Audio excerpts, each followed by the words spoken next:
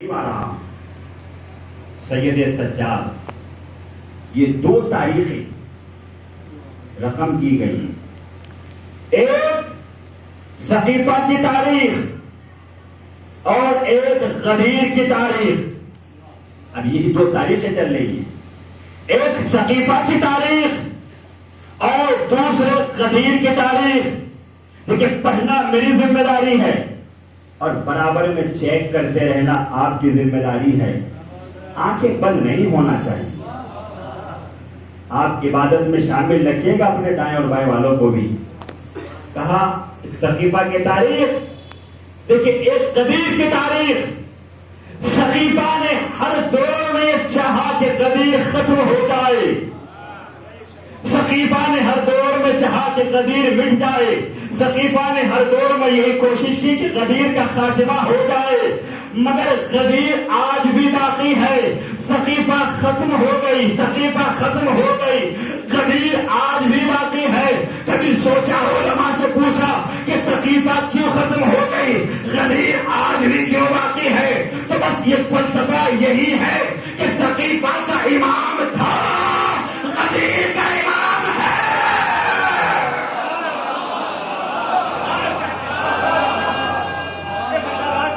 سب مل کے بولیے گا.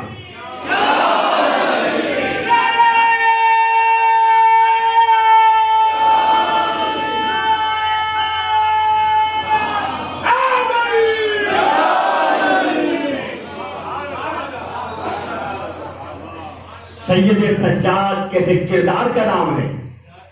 سید سجاد نے کیا کارنامہ انجام دیا. سید سجاد نے یہ پوری تاریخ کربلا تک اور پوری کربلا کو اٹھا کر سید سجاد نے دربار شام تک پہنچا دیا. دربار شام میں ہو کیا رہا تھا؟ جب سید سجاد آئے، گرفتار کر کے لائے گئے. لیکن میں مسائل سے فضیلتوں کے گوشے نکالنے کی کوشش کر رہا ہوں. سید سجاد کے ہاتھوں میں ہتکڑیاں ہیں، پاؤں میں بیڑیاں ہیں، گردن میں خاردار توخ ہے، کمر میں لنگر ہے.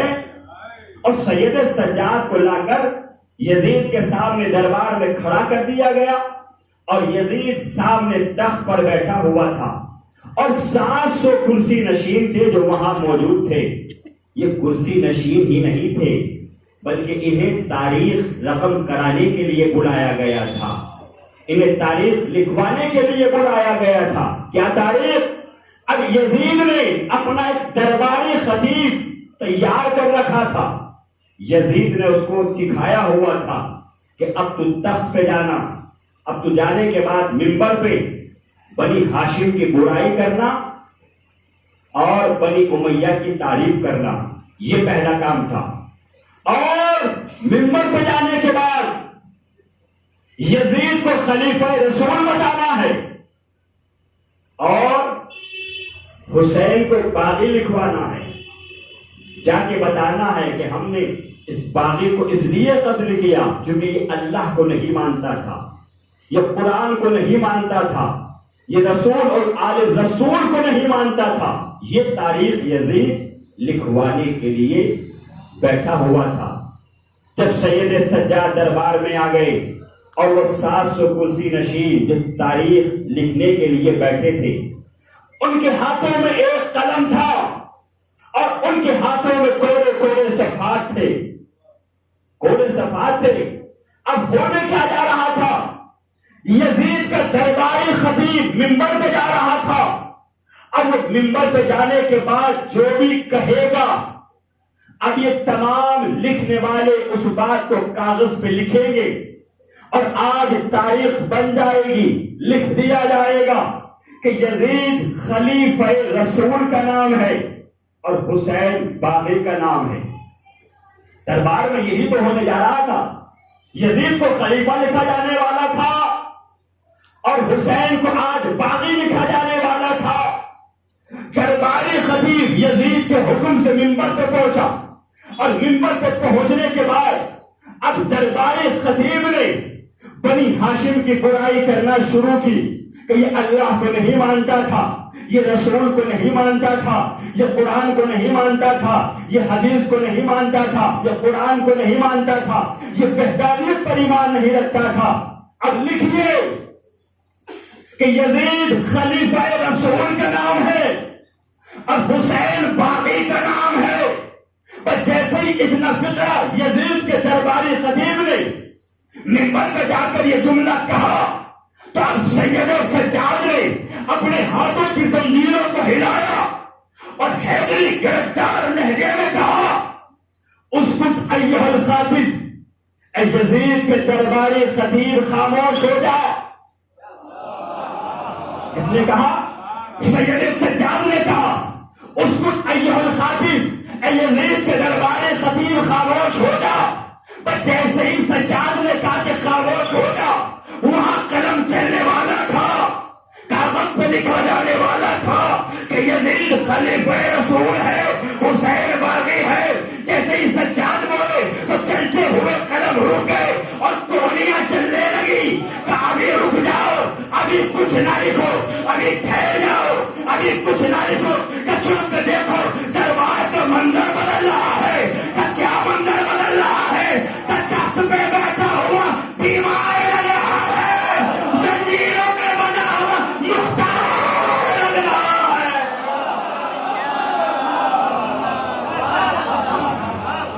صلوات پڑھے محمد و آل محمد۔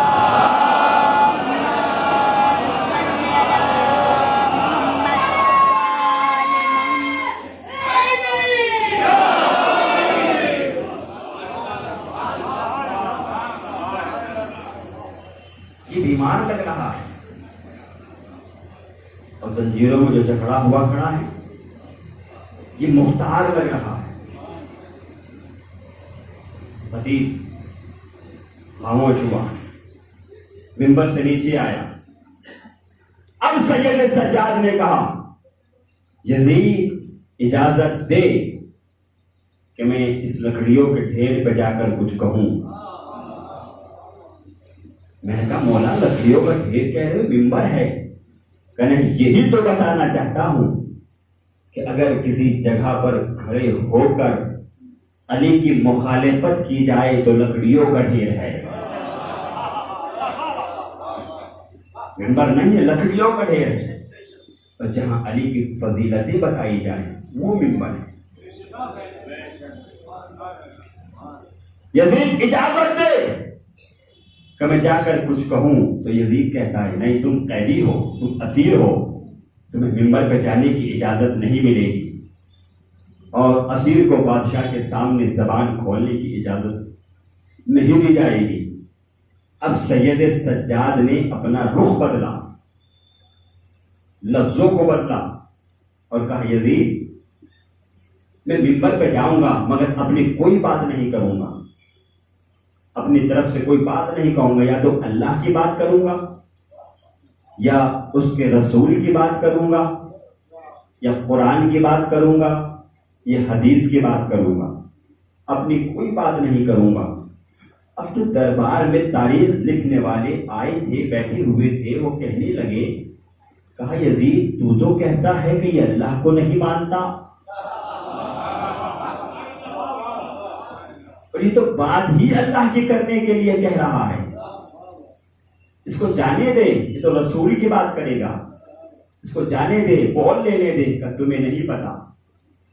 اب دربار والے کہتے ہیں بیمار ہے یہ کیا بول پائے گا، بول لینے دے، جانے دے، کہ تمہیں نہیں پتا یہ بیمار ہے تو کیا ہوا، ابن حیدر کرار ہے۔ پیچھے آواز جا رہی ہے یا نہیں میری؟ تو سب مل کے بتائیے گا نعرہ حیدری۔ گرمی کا احساس نہ کریں، گرمی کا احساس مجھے بھی ہو رہا ہے، آپ خالص بیٹھے اور میں بیٹھا بھی ہوں اور بول بھی رہا ہوں۔ آپ کی طرف کم سے کم پنکھا بھی تیز چل رہا ہے اور میری طرف پنکھا کی طرح سلو چل رہا ہے۔ صلوات پڑھے محمد والے محمد والے کہتے ہیں کہ یزید بول لینے دے، یہ کیا بول پائے گا، چند لمحے جا کر کھڑا ہوگا، لرز جائے گا، بیمار ہے کچھ کہہ نہیں پائے گا، گھبرا جائے گا، اس کی زبان لڑکھڑا جائے گی، کہ تمہیں نہیں پتا، اسے نہیں بولنے دیا جائے گا۔ تو کیوں نہیں بولنے دیا جائے گا؟ کہ تم نہیں جانتے انہیں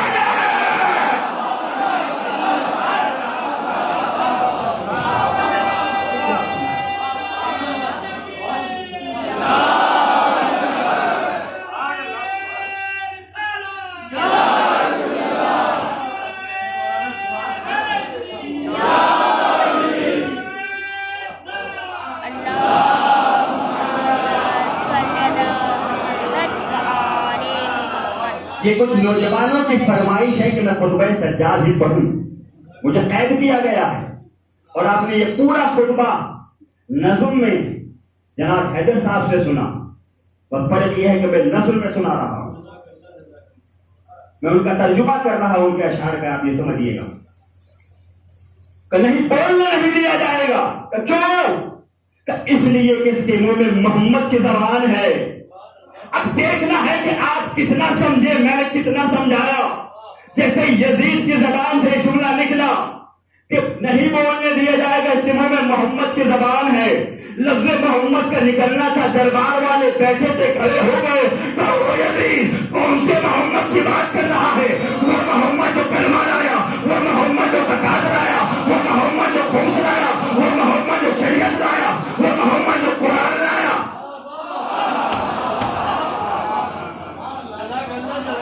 سلوات پڑے محمد والے محمد پر. جملہ سنے, بیدار ہو کے سنیے گا, ہدیہ کر رہا ہوں اور تبرک سمجھ کے لے کر جائیے گا کہ وہی محمد یزید کو کہنا پڑا, ہاں وہی محمد جو قرآن لایا, وہی محمد جس کے گھر میں فرشتے نازل ہوتے تھے, وہی محمد جس کے دروازے پہ فرشتے آ کر سلامی کیا کرتے تھے. تو اب دربار والے کہتے ہیں, تاریخ لکھنے والے کہتے ہیں, قلم ہاتھوں میں ہے, کاغذ ہاتھوں میں ہے. اب درباریوں نے کہا, تاریخ نگاروں نے کہا, تو پھر یزید اسے جانے دے, بولنے دے. ہم نے محمد کو دیکھا نہیں ہے. ارے یہ بولے گا تو پتا چلے گا محمد بولتا کیسے تھا.